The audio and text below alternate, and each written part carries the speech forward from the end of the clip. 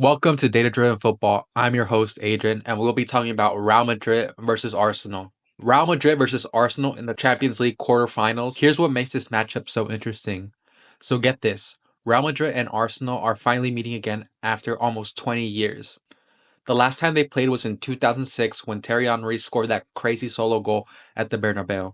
Arsenal's never actually lost to Madrid in competitive matches, which is wild considering that Madrid's got 15 Champions League trophies and Arsenal's still chasing their first Champions League. So how is Real Madrid looking? Real Madrid is currently sitting second in La Liga just behind Barca. Their form's been kind of all over the place lately. They've beaten some good teams like Atletico Madrid, but then they just lost to Valencia right before this match in a last-minute goal by Valencia, which shows Real Madrid's defensive fragility, which is kind of concerning for this team.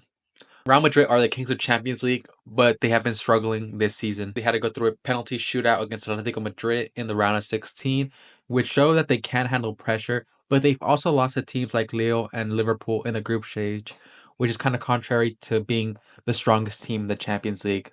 But right now, the biggest issue is that their defense is decimated. Carvajal, Militao, and Mendy are all injured, and Mendy has been suspended for the first leg of this Arsenal-Real Madrid matchup.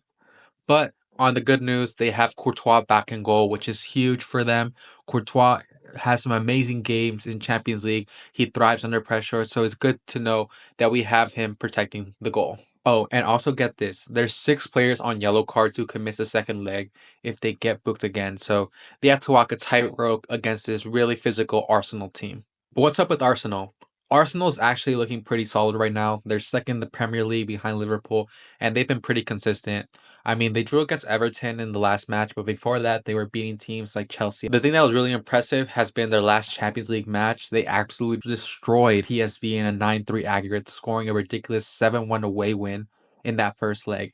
That is statement-making stuff. Their defense has been rock solid this season, conceding the fewest goals in the Premier League, but they got issues too. Gabriel is out for the season with a hamstring injury, which is a massive blow to this team. But on the plus side, Bukayo Saka should be back from his hamstring injury, which they desperately need to have that creative outlet on that right wing. But a little bit of interesting history that I found about these teams.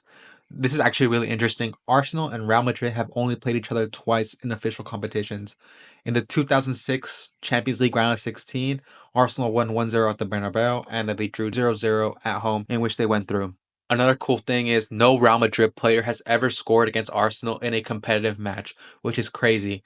Will Kylian Mbappé be the first player to score on Arsenal? So how might this play out? Well, this game is going to be super tactical. You got Ancelotti, who has this free reign style of football, Friendship FC. But then you got Arteta, who has a defense first approach to football, very possession based, being very compact in the back. It's going to be a struggle for Real Madrid to break through this Arsenal team. The key to this game might be the matchup between Bukayo Saka and whoever Real Madrid decide to put as left back, because Mendy is out injured and Ancelotti does not have trust in Fran Garcia. There have been rumors that Ancelotti is going to bring up an academy player to fill in this left back role.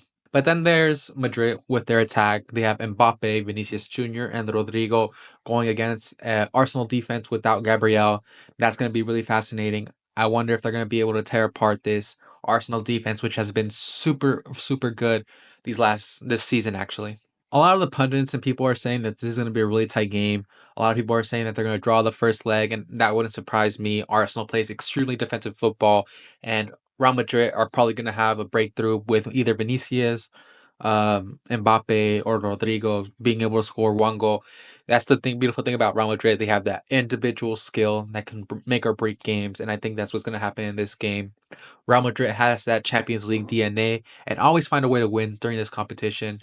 But we can't ignore that Arsenal's home form is insane. Statistically, they are a defensive powerhouse. They haven't lost in their last 10 Champions League matches at the Emirates.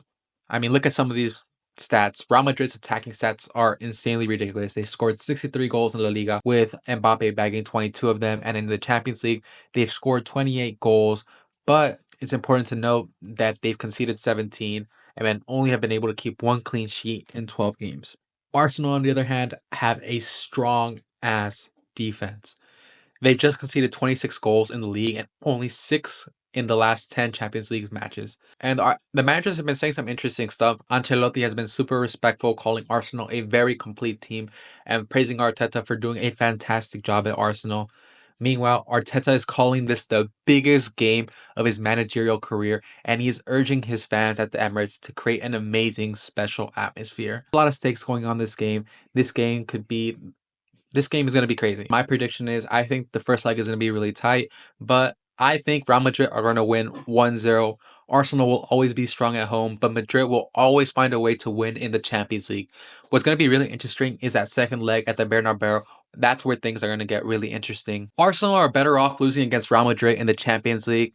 If Arsenal by some miracle beat Real Madrid, it'll be because William Saliba is having the performance of his life, and that's going to mean that Real Madrid are going to do everything in their power to buy Saliba this summer. So it's in Arsenal's best interest to lose. That is all. Okay, this is just my thoughts. Okay, those are just my thoughts on this. But what do you guys think? Are you guys leaning towards Arsenal, Real Madrid? Let me know in the comments.